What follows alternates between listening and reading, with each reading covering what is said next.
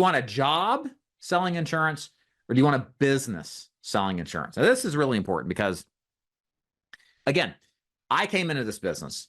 All the men in my family were entrepreneurs. My dad had a chemical business. He sold in 2006 to Ecolab. My uncle helped start XM Radio back in the 90s.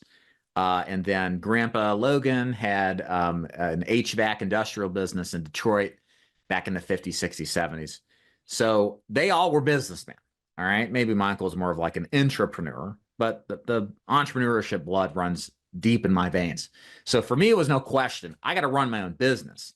And I know from my family what a business running it is actually like. You don't just sell, you invest your money into leads, you take care of your clients, you're always managing the processes in your systems, you're looking for ways to scale. You really have to play multiple roles. And there's a lot more risks when you run a business than versus having a job. And so what I have discovered, most people actually do better, let's say like 90 to 95%, if they join something more akin to a job that has less risk. This is really a profile in risk and what you're comfortable with. The idea of running a business may sound lucrative. It should. It's a great thing, but it's not appropriate for everybody.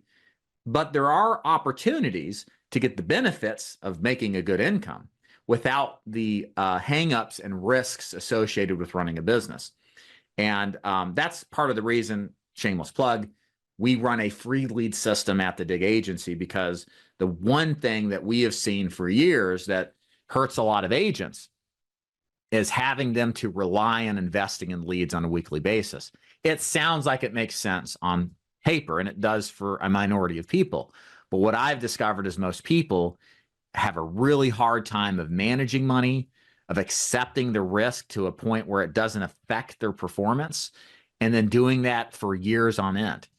Whereas in the free lead program, by taking that risk away, it gets kind of more like a job, but it still has the benefits of entrepreneurship. It's a straight commission. There's no income cap.